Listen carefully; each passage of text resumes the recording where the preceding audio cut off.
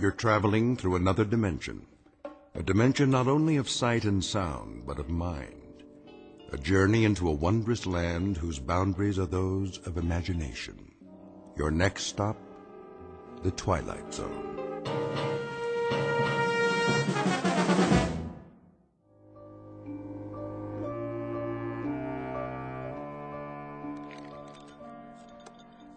One old-fashioned, one Scotch rocks, a whiskey sour, and a B&B. Which table? Number 3. Miller, Jackson, and Whitaker, right? That's right, the usual. Got it. Oh, and make the Scotch a double. For Mr. Jackson. You're learning. Old man Jackson. Bet he was here before I was born. As was I. No offense, William. None taken. Who's the whiskey sour for? Mr. Corrigan has joined them again this evening. I wonder why. I expect he wants to learn from the past. Yeah, but that's all those old guys talk about. The past.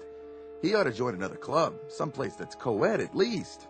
There's no substitute for experience, Daniel. None whatsoever. If you want to learn the ropes, so to speak. I hear that. Here you go. Shall I run a tab? Table 3 always runs a tab. Gotcha. Bring me another bourbon, will you please, William? Certainly, sir. Oh, and some peanuts to go with that. Yes, sir.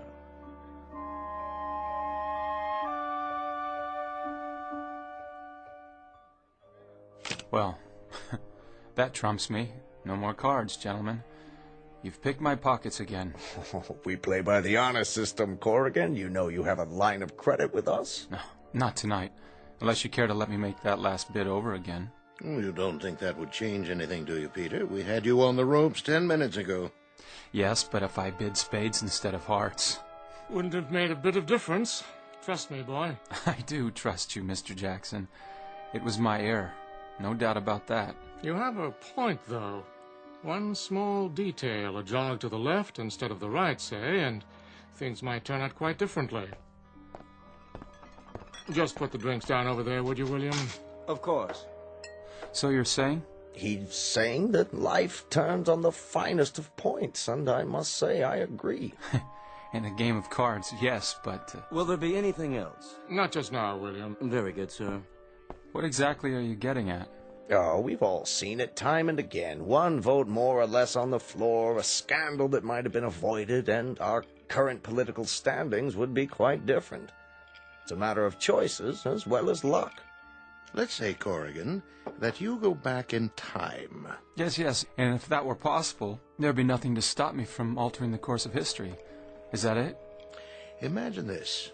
It's October 1929, the day before the stock market crashed. If only my grandfather had known about that one. You know that on the following morning, the securities are going to tumble into an abyss. And how would I know? Because you carry with you the knowledge of the present, of what's to come. Of course. Of course. Now, using that prior knowledge, there are 100 things you can do to protect yourself. But following your logic, I'd be anachronism. They'd spot me right away, probably lock me up, because I don't really belong back there. My clothes, my speech. It doesn't matter. You'd find a way to pass. The important thing is, once you were there, you could sell your holdings the day before the crash. As my grandfather should have. All right, but what if I did, and that very act started the crash a day earlier? He does have a point. Though even that's unlikely. How so? Hear me out. History tells us that on October 24th, 1929, the bottom dropped out of the stock market. That's a fixed date, October 24th, 1929. It already exists as an event in the history of the 20th century, in our own past. The forces that made us as we are. Ergo, by definition, it can't be altered, not by those of us who are products of those very events. You see? And I say it can. What's to prevent it? What would be the mechanism to make it occur? A time machine? Some technology that hasn't been invented yet? What's the mechanism for human life? Birth and death. Do we understand that? No. But it's real, I assure you. Jackson's right. What's to prevent me, say, from going to a broker on the morning of October 23rd or October 22nd? Why go back that far? Yesterday would do nicely. Go to the racetrack with a list of winning horses. That would be entirely for personal gain. A matter of manipulating numbers. When you're dealing with matters of life and death... Why else go back to 1929 then? Unless You can think of a reason other than money. Well, there was a certain little flapper named Louise Brooks. No, that was before even your time, Walter. Alas.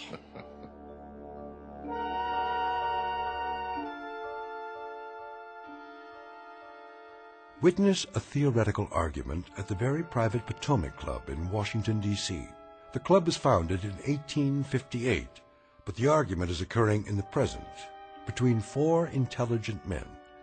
They're talking about an improbable thing, whether it's possible to go back in time. A friendly debate after a game of cards revolving around a simple issue. Could a human being actually change what has happened before? Interesting and theoretical, because who ever heard of a man going back in time? Until tonight, that is. Because the Potomac Club just happens to be situated not only in Washington, D.C., but somewhere near the edges of the Twilight Zone. And now, The Twilight Zone and our story, Back There, starring Jim Caviezel, with Stacy Keach as your narrator. There can be no such device according to science. Don't be so sure. The answer may lie within, rather than from a deus ex machina. Ever hear of black ops? I've heard of men in black. Same thing. There's secret funding going on right now, strictly off the books, you understand, to project the minds of CIA agents to other locations. Now, if they can do that, using only brainwaves... Who says they can do that? Gentlemen, we've strayed from the subject. The topic is the paradox of time travel. Oh, we don't even know if it exists. Care to place a friendly wager on that? Thousands of people disappear every year into thin air. Poof. Who can say where they go? Maybe they found another place to go. Someplace where they're needed. What? Someplace where their talents are useful. You're all right, my boy. Yes. I just felt a bit dizzy there. Happens to me, too. Not enough sleep. I say where they can make a genuine contribution. I fear that some of us were born too early, or too late. My feelings as well. A man named Charles Fort once said... What time's it getting to be? Coming up on 7 o'clock, I should think. What does your watch say? Closer to 8, actually. Gentlemen, I'm afraid I'll have to leave the subject of time travel to you and H.G. Wells. I'm much too tired to get any more metaphysical than that. And since nobody has ever gone back in time... Care to place a friendly wager? Then the whole blame thing is much too theoretical, as far as I'm concerned. See you over the weekend? If you don't get lost back there, Peter. Where? Why, in time, of course. I'll try not to. Good evening, everybody. Leaving, Mr. Corrigan? That's right, William. Good night. Oh, I'm desperately sorry, sir. I've spilled coffee on your sleeve. No harm, William. No harm at all. Oh, that was clumsy of me. Let me wipe your jacket. No need, honestly. I'll see you tomorrow. Did you have a coat with you, sir? No, I'm rushing the season a little tonight, William. I felt spring in the air. Came out like this. Well, April is spring, sir. It's getting there. What is the date? April 14th, Mr. Corrigan. April 14th already? And the year? I beg your pardon, sir. I'm just kidding, William. I know what year it is. Of course, sir. Well, good night, William. Take care of yourself. I'll do my best, sir. Taxi, mister? No, thanks. I think I'll just walk. Okay, Mac.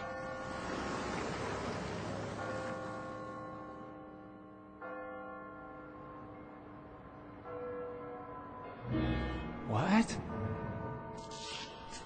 What is wrong with me? My head?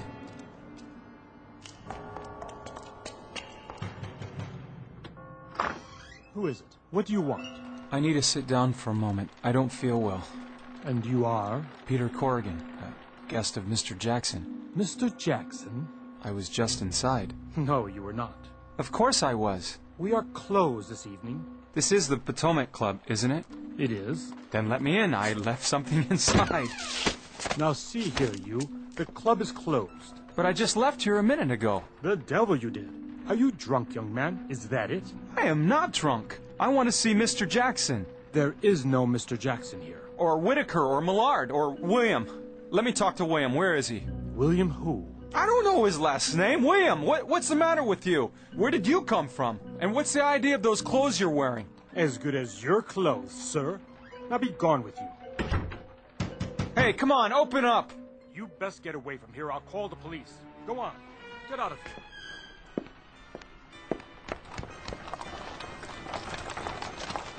Carriage, sir. Carriage? Since when are there carriages in Washington? Why, since always, sir. May I take you somewhere? Get away from me. I'll go home. That's it. And sleep it off. I'll go home.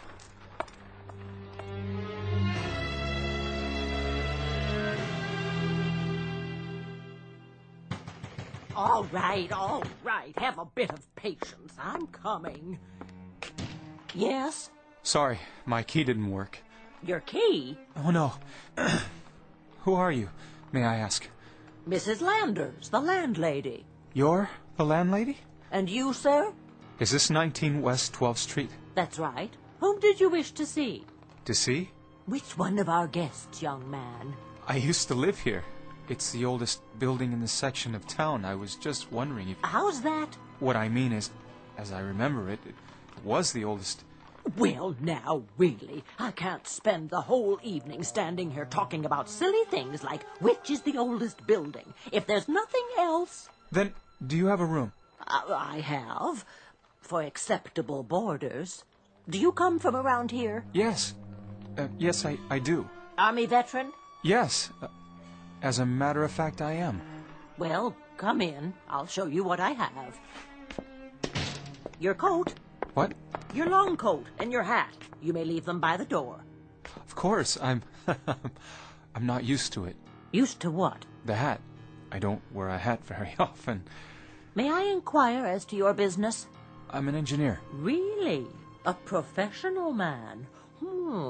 Well, come upstairs and I'll show you the room.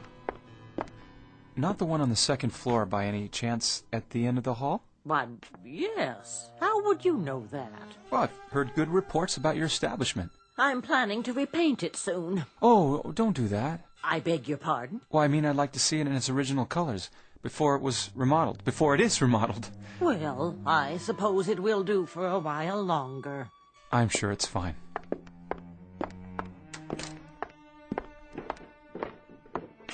Off to the play? That's right, Mrs. Landers.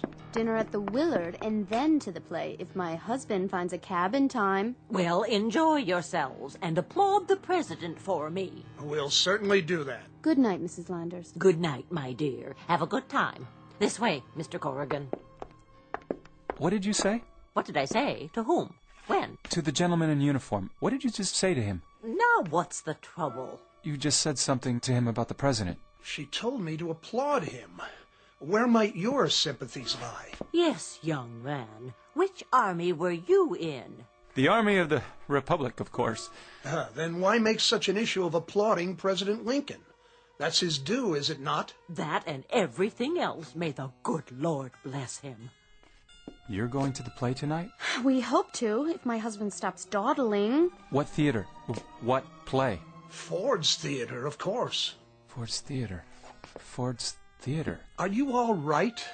I mean, do you feel well, sir? What's the name of the play? I beg your pardon? The play, the one that you're going to see at Ford's Theater. What's the name of it? Why, it's called Our American Cousin. And it's April 14th, isn't it? April 14th, 1865. Our American Cousin. And Lincoln's going to be there. Indeed he is. Get out of my way. Really, sir?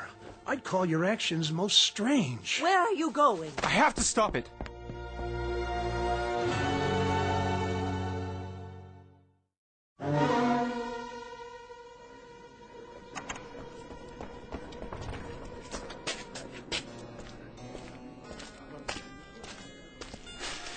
Is this Ford's Theater? It is, and who might you be? It doesn't matter. You have to let me in. Are you the new understudy? No, I need to get a message to... Now, you just give me your message and I'll pass it along. You don't understand. This is a matter of life and death. I'm sure it is, but only the cast can get through this door. I'm sorry, I misspoke, you see. I am the new understudy. Name? Peter Corrigan, but you won't find it on the list. I'm a last-minute replacement. Sure. Now, why don't you just tell me your message, and I'll see to it. Let me in before it's too late. You stay back. I have to get through. President Lincoln is going to be shot tonight. Oh, President Lincoln, is it? Be gone with you now before I call the police. You've got to warn him. Tell everybody or the president is going to die. You shut your lying mouth about the president. It's going to happen unless you tell the guards. There. That'll hold you. Now somebody call the police and get this lunatic out of here.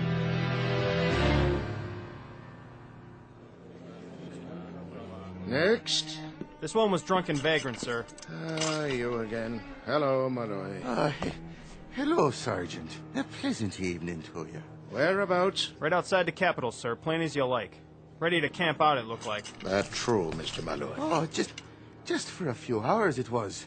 Such a nice big lawn they have. I'm sure Mrs. Lincoln wouldn't mind none. That's the First Lady to you. Let him sleep it off. I can smell it on his breath. Oh, you needn't trouble yourself.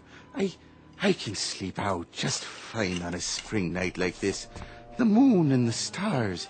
If certain people would mind their own business. Come along. Next. This one, sir?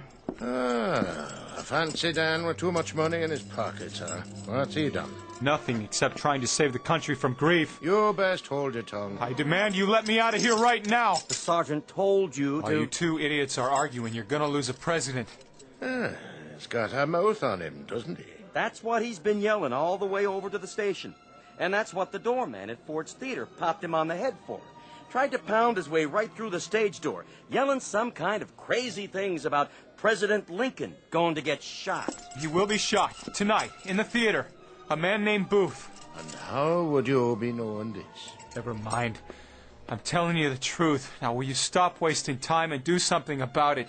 I suppose you've been to one of them seances, some kind of seer or wizard or something with all the fashion these days. Stuff and nonsense, if you ask me. I only know what I know. If I told you how I know, you wouldn't believe me. So, you don't want to answer the question? Look, keep me here if you like. Lock me up, but do something. Good idea. Turnkey, let this one sleep it off too. Come along. This way. You boobs had better hear me out! Somebody get to the president's box at the Fourth Theater! Either keep him out of there, or put a cordon of men around him! A man named John Wilkes Booth is going to assassinate him tonight!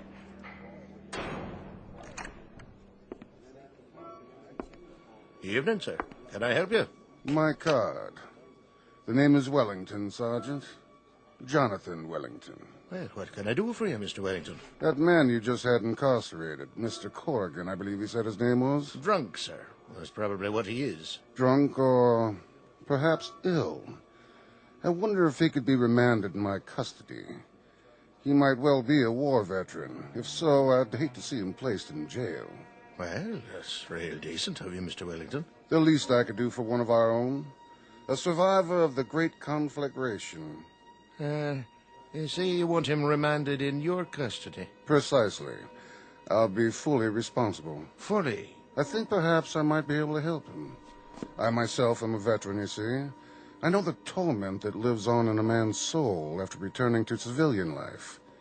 It is a horror, not easily laid to rest. All right, sir. If that's what you like. But I'd be careful of this one if I was you. There's a mighty bunch of crackpots running the streets these days, and many of them his-like. Many of them dangerous, too, sir. I must accept that risk. Turnkey, have Corrigan brought back out here. This gentleman's going to look after him. It's real decent of you, sir. Real decent indeed. I'll be outside. Have him brought out to me, if you would. I will indeed, sir. Next? Begging your pardon, Sergeant. What is it? About that Corrigan, sir. What about him? Well, wouldn't it be wise, sir, if... If what? Well, he seems so positive, sir. So sure. About the president, I mean.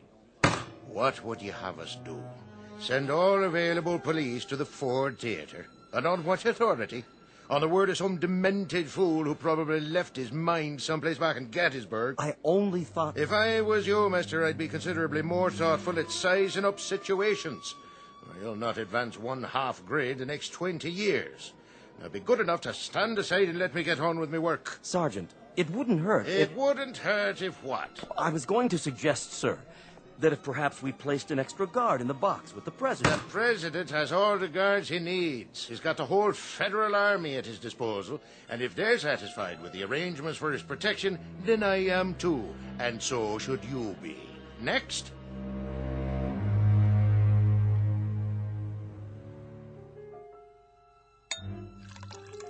Take this glass of wine. It'll help you relax. Thank you. Feel better? One question. Yes? Who are you? At the moment, I'm your benefactor, and apparently your only friend. Turkish cigarette? I don't smoke. Why did you take me out of the police station?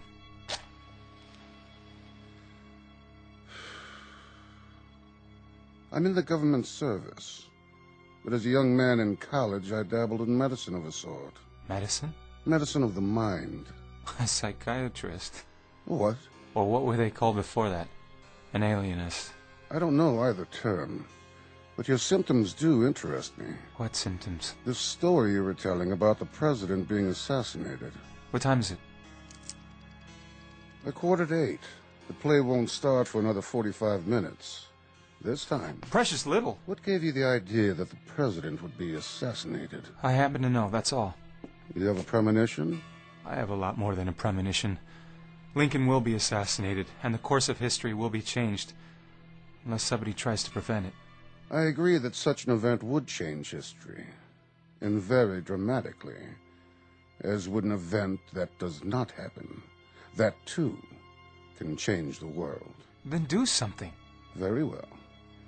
I shall try to prevent it, if you can convince me that you're neither drunk nor insane. If I told you what I was, you'd be convinced I am insane. So all I'm going to tell you is that I happen to know for a fact that a man named John Wilkes Booth will shoot President Lincoln with a pistol in Ford's Theater. I don't know what time it's going to happen. That's something I forgot, but... Something you forgot? Listen. Please. What's the matter? I think I better sit down. Take my handkerchief. That bruise on your head hasn't been treated properly. You'd best cover it. That's odd. What is? I'm so faint all of a sudden. So weak. It's almost as if I were... As if you were what? As if I suddenly got drunk, or something else. I've never felt like this before. Yes? The wine. You devil. You drugged me. You drugged me, didn't you? You drugged me.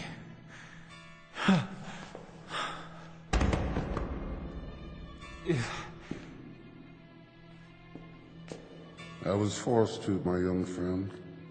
You're a very sick man, and a sick man doesn't belong in jail. He belongs in a comfortable accommodation where he can sleep and rest and regain his composure, his rationale. Rest, Mr. Corrigan. I'll be back soon. Please, you've got to believe me. Lincoln's going to be shot tonight. And that's extremely odd, because perhaps I'm beginning to believe you. Good night, Mr. Corrigan.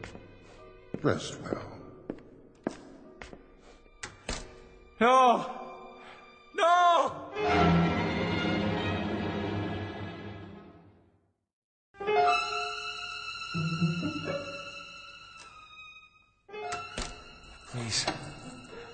Please.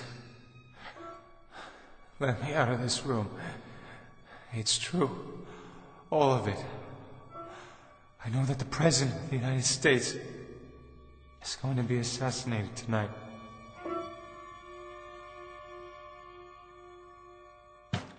Stand aside. There's no need to break it down, officer.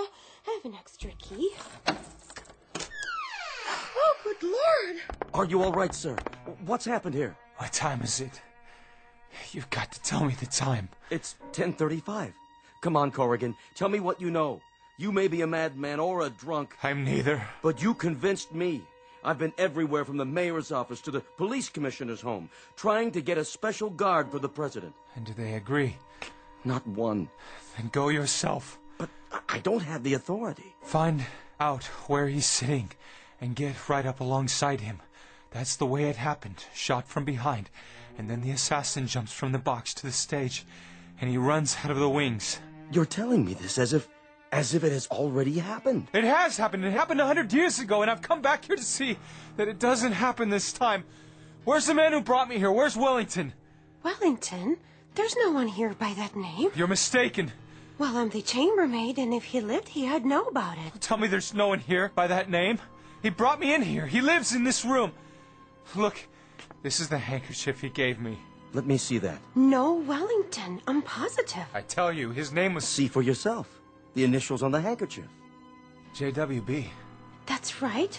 Mr. John Wilkes Booth lives in this room, and that's what brought you here. Booth? He said his name was Wellington. That's why he drugged me. Drugged, sir? He gave me wine and drugged me. He didn't want me to stop him. He's the one who's going to do it. Surely not, sir. Not Mr. Booth. Listen, officer, you've got to get to that theater. You've got to stop him. John Wilkes Booth. He's going to kill Lincoln. Will you leave here at once and stop him? Will you, please? Wait, what's that outside? The president's been shot. President Lincoln's been assassinated. Lincoln is dying. Oh, saints, preserve us. Oh, dear God. You were right. You did know. Oh, my dear God. I tried to tell you! I tried to warn you! And one most important thing I've ever tried to do in my life. God, I failed. I failed. Why didn't anybody listen? Why? Why didn't anyone listen to me?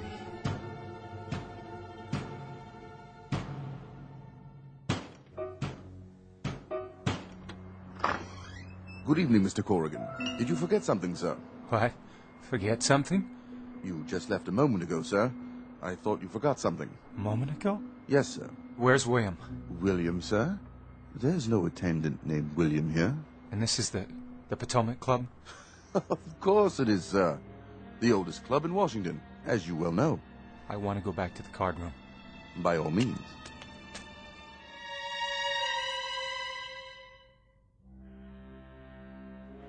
Well, invest in new technology all you like, but I stand by a traditional portfolio. Nonsense. The digital revolution has rendered the old methods obsolete. As am I, gentlemen, and yet I keep on ticking. Diversifying is the key. Muni bonds, long-term certificates, real estate holdings. Ah, back so soon, Pete. Couldn't stay away. Come on over and join this bull session. It has to do with the best ways of amassing a fortune. What are your tried and true methods? We were talking about time travel, about going back in time. Oh, that's old hat. We're on a new tack now. Money, and the best ways to acquire it. Listen, all of you. I want to tell you something. Of course, old man. Are you all right? Yeah, I'm all right. Then sit down and listen to a lot of palaver from some self-made swindlers. Who's the fourth man? Why, I think you know him. You most certainly do. Turn around so Corrigan here can see you. Hello, Peter. William? Is that you? William here has the best method of all. Oh, yes. My method for achieving security is by far the best, with an absolute minimum of risk. Not at all, in fact. You simply inherit it. It comes to you in a beribboned box. William, those clothes, you look like... Yes? A rich man. You, a very rich man. Well, that's because I am, of course. But how? I was telling the boys, Corrigan, my great-great-great-grandfather was on the police force here in Washington on the night of Lincoln's assassination. He went all over town trying to warn people that something dire might happen. He was a patrolman? A lowly officer of the law. Yes, of course, and he looked a bit like you. Well, there is one surviving photograph. A slight resemblance, perhaps. In any event, exactly how he figured out that the president would be shot, nobody seems to know. The explanation, if there is one, is certainly not a matter of record, but because there was so much surrounding publicity, people never forgot him. He became a police chief, then a councilman, did some wheeling and dealing in land, and became a millionaire. After that, well, the family fortune only grew. Now then, what do you say we get back to our bridge, gentlemen? Corrigan was going to tell us something. Well, what was it you wanted to say? William, you don't work here as an attendant? Fancy that. Not ever. And didn't you spill coffee on me? Spill it? Where? On my jacket. Here. But there's no spot on your jacket. You're right, there's not. Listen, old chum, I was a member of this club while you were still going to prep school. I'm certainly not a snob, but, well, sir, an attendant? I really must protest. Your cards, gentlemen. In the matter of time travel... Not a very fruitful subject. I just wanted to say that I've made a discovery. Some things can be changed, and others can't. The most important ones, the ones that alter the world too profoundly. It must be that such matters are in hands greater than ours, because otherwise the present couldn't exist. Not in any form that we might recognize or even be a part of. Just as you say, Pete. I bid one spade. Excuse me, gentlemen, I must get back home. Of course. Till next time. Take care, boy. I bid 2 hearts. Strange mood he's in tonight. Looks peaked, doesn't he? A bit. I wonder what's the matter with him. Gentlemen, I'm sure it has nothing to do with us. Now, let's get down to business. The bid?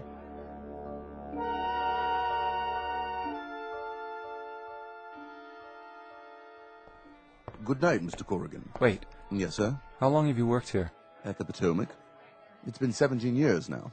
And when I left the first time, a few minutes ago, you remember that? Certainly. You were the attendant who saw me out. Why, yes, sir. I see. Will there be anything else? I guess not. Well, good night, then.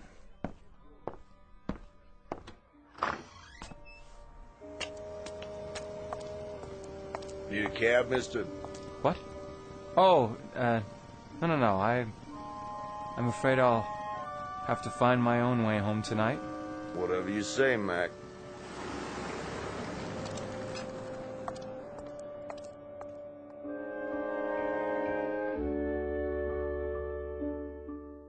Mr. Peter Corrigan lately returned from a place known only as Back There, a journey into time with highly questionable results, proving on the one hand that the threads of history are woven tightly and that the skein of events cannot be undone, and on the other hand that there may be small fragments of the tapestry that can be altered, however unpredictable the final result. Our thesis to be taken as you will in the Twilight Zone. More from the Twilight Zone after these messages. You are about to enter another dimension, a dimension not only of sight and sound, but of mind, a journey into a wondrous land of imagination. Next stop, the Twilight Zone. Hi, this is Stacy Keach. I'd like to take a moment to tell you about our Twilight Zone website at twilightzoneradio.com. At twilightzoneradio.com, you'll find the latest information on these Twilight Zone radio dramas, including behind-the-scenes photographs, plus the newest product releases, trivia contests, ways to contact us, other Twilight Zone-related info and merchandise, plus links to other fascinating websites. So make your next stop twilightzoneradio.com. Visit twilightzoneradio.com to purchase these Twilight Zone radio dramas on cassette and CD, or call toll-free 1-866-989-ZONE. That's 1-866-989-9663.